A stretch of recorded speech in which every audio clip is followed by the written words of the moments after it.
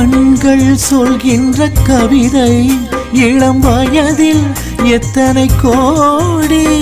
கண்கள் சொல்கின்ற கவிதை இளம் வயதில் எத்தனை கோடி. என்றும் காதலை கொண்டாடும் காவியமே புதுமை மலரும் இனிமை. அந்த மயக்கத்தில் இணைவது உறவுக்கு பெருமை. சின்ன கண்ணன் அழைக்கிறான், சின்ன கண்ணன் அழைக்கிறான்.